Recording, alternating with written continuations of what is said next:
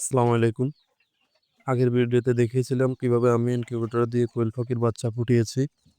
তো আজকের ভিডিওতে বলবো সেই বাচ্চাগুলো প্রথম 7 দিন আমি কিভাবে যত্ন নিব। তো প্রথমে হচ্ছে ব্রুডিং সেট আপ।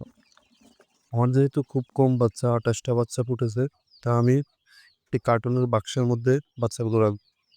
এরপর হচ্ছে তাপমাত্রা। তো প্রথম 7 দিন বাচ্চাদেরকে 35 থেকে 37 ডিগ্রি সেলসিয়াসে রাখার চেষ্টা করবেন। তো এই জন্য আমি দেখতেই পাচ্ছেন একটি 60 ওয়াটের বাল্ব লাগিয়ে দিয়েছি কার্টুন বাক্সের উপরে। 60 ওয়াটের বাল্বটি 24 ঘন্টা জ্বালিয়ে রাখছি, কারণ কোয়েল পাখির বাচ্চা ঘন ঘন পানি খায় এবং খাবার খায়।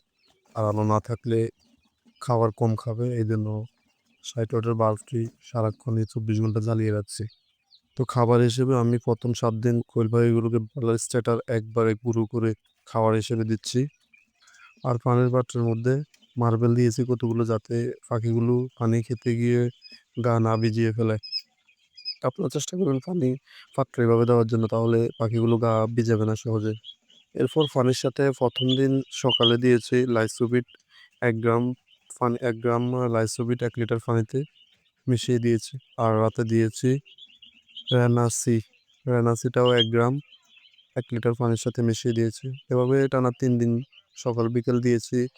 এরপর দিব, তো তৃতীয় দিন থেকে আমি সকালে দিয়েছি ডক্সিএভেট এবং বিকেলে সাদা পানি। তো আপনারা চাইলে বিকেলে সাদা পানির বদলে মাইক্রোনিড ওষুধটি দিতে পারেন। এছাড়াও পঞ্চম ষষ্ঠ দিন থেকে অষ্টম দিন পর্যন্ত সকালে থায়াবিন এবং বিকেলে সাদা পানি। থায়াবিন হচ্ছে পাখির যাতে পা বাঁকা হয়ে যায়, অনেকগুলো পাখির জন্য থায়াবিন পা বাঁকা যাতে না হয় সেই কাজ করে। আর ডক্সিএভিট হচ্ছে ঠান্ডার জন্য।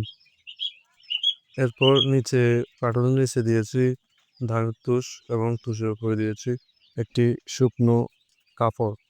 একটা শুকনো কাপড় দিয়েছি ধানের তুষের উপরে। তো এইভাবে আমার 28টা বাচ্চাকে আমি প্রথম 7 থেকে 8 দিন এইভাবে চিকিৎসা দিচ্ছি। তো ইনশাল্লাহ এই নিয়মগুলো মানলে বাচ্চা সুস্থ থাকবে, দ্রুত বড় হবে। আপনারাও চাইলে এই নিয়মটি মানতে পারেন। তো আপনার যদি আমার ভিডিওটি ভালো লাগে তাহলে অবশ্যই লাইক দেন। আর যদি আপনি নতুন হন তাহলে চ্যানেলটি সাবস্ক্রাইব করে পাশে থাকুন। আল্লাহ হাফেজ।